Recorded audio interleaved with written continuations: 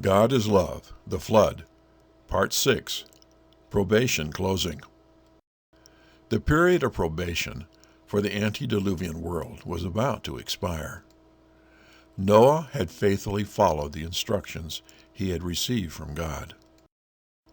The ark was finished in every part as the Lord had directed, and was stored with food for man and beast. And now the servant of God made his last solemn appeal to the people, with an agony of desire that words cannot express. He entreated them to seek a refuge while it might be found. Again they rejected his words, and raised their voices in jest and scoffing.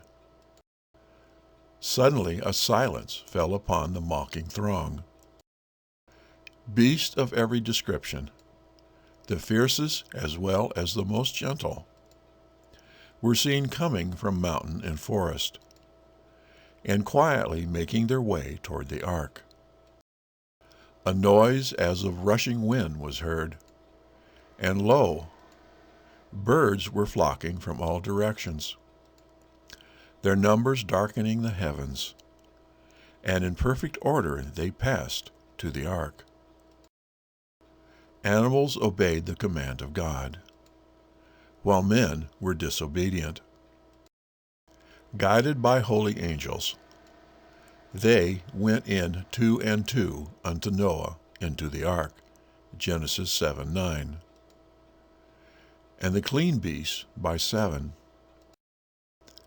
The world looked on in wonder, some in fear.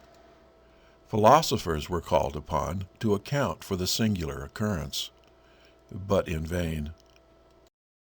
It was a mystery which they could not fathom. But men had become so hardened by their persistent rejection of light that even this scene produced but a momentary impression. As the doomed race beheld the sun shining in its glory, and the earth clad in almost Eden beauty, they banished their rising fears by boisterous merriment, and by their deeds of violence they seemed to invite upon themselves the visitation of the already awakened wrath of God. God commanded Noah, "Come thou and all thy house into the ark, for thee have I seen righteous before me in this generation." Genesis 7:1. Noah's warnings had been rejected by the world, but his influence and example resulted in blessings to his family. As a reward for his faithfulness and integrity, God saved all the members of his family with him. What encouragement to parental fidelity! Mercy had ceased its pleading for the guilty race. The beasts of the field and the birds of the air had entered the place of refuge. Noah and his household were within the ark, and the Lord shut him in. Genesis 7:16.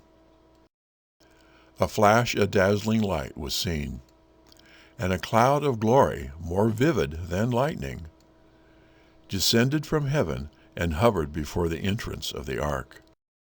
The massive door, which it was impossible for those within to close, was slowly swung to its place by unseen hands. Noah was shut in, and the rejectors of God's mercy were shut out. The seal of heaven was on that door. God had shut it, and God alone could open it. So when Christ shall cease his intercession for guilty men, before his coming in the clouds of heaven, the door of mercy shall be shut. Then divine grace will no longer restrain the wicked, and Satan will have full control of those who have rejected mercy. They will endeavor to destroy God's people. But as Noah was shut into the ark, so the righteous will be shielded by divine power.